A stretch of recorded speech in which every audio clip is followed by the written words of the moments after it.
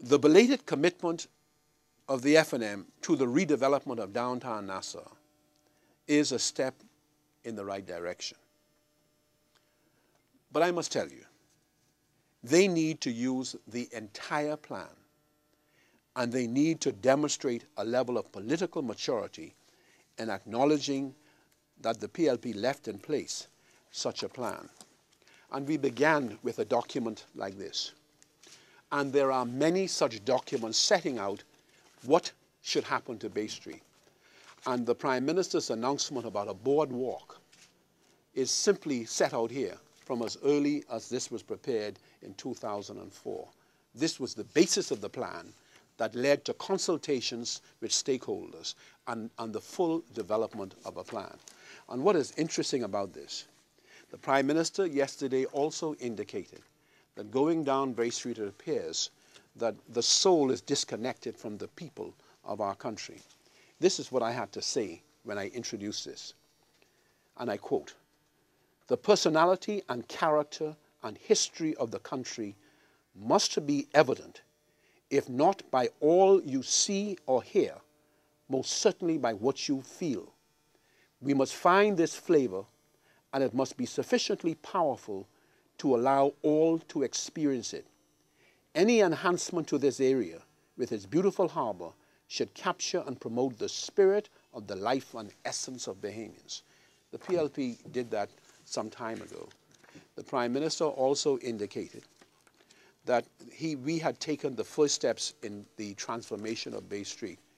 These documents that are available to all and are in public use should demonstrate that we took the first steps some time ago.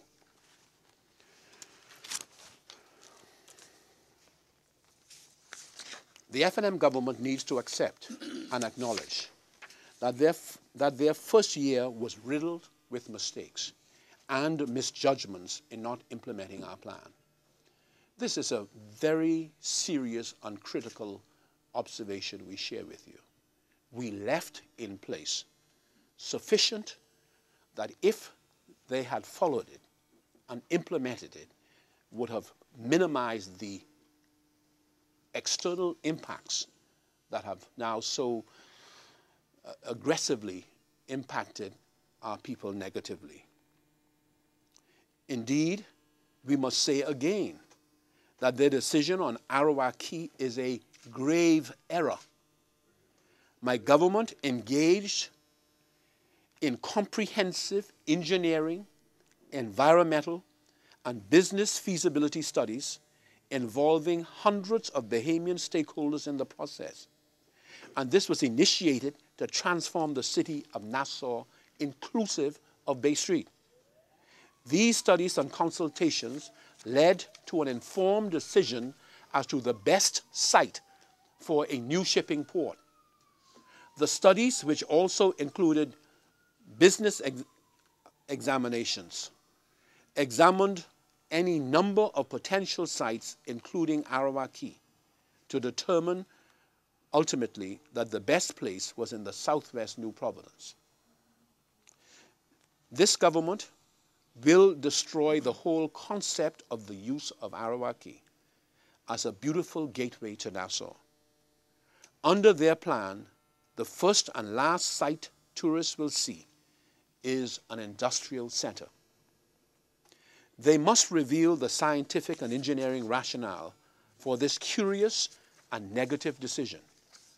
Otherwise, we are left to believe that it is only to change what the PLP said and left in place. However correct and beneficial to the Bahamian people, our decisions and planning are and most certainly were. The country is owed an explanation on the apparent changes made to ministries and portfolio allocations. These were not announced yesterday by the Prime Minister, but it appears that there will be ministerial changes. From the heads in the budget, it appears that the Ministry of Education is to now stand alone. It appears also that there is to be a new Ministry of Youth, Sports, and Culture. One cannot help but note that there are no special initiatives in this budget to fight crime. one crime and national security, it is very much business as usual.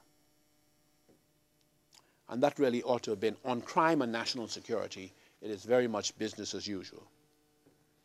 One has to ask, what is this government thinking in the face of the unprecedented concern in this country about crime? Clearly high, if not highest, on the list of concerns of Bahamians is whether or not protection will be in place or some plan leading to that, creating some framework in which they can feel safe and have the fear of crime diminished. But it is not evident in this budget communication. Similarly, there is a need for an explanation with regard to Head 70, now describing a Ministry of Labor, Social and Community Development.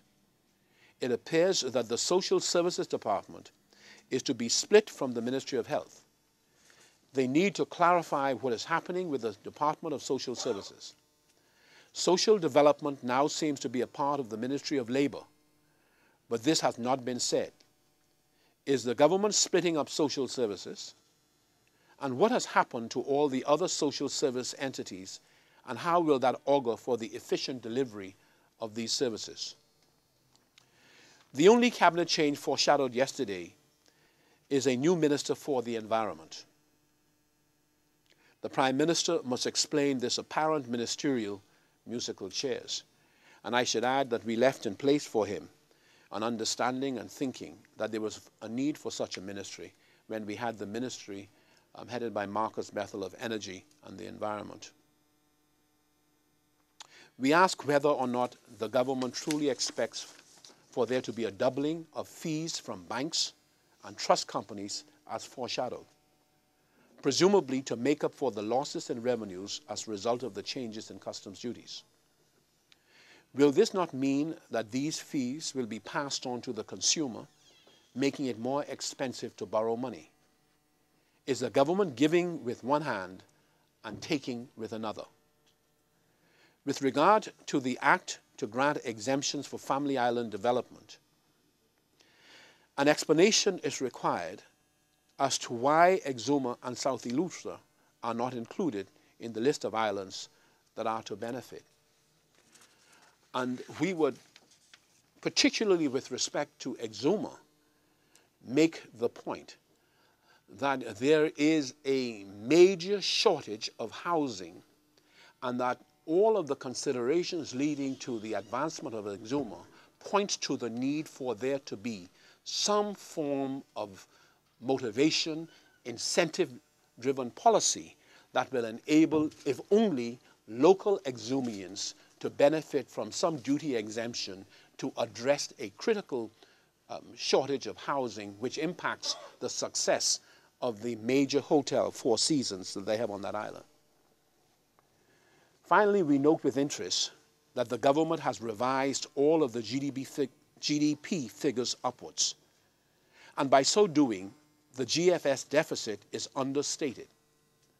This appears to us to be a device to disguise the fact that more money is being borrowed and to give the appearance that the deficit appears to be improving. The budget statement is redolent of prescriptions for the poor. Bahamians are hurting. Unfortunately, the real figures underlying the budget do not appear to have what it takes to ease the hurt and the pain.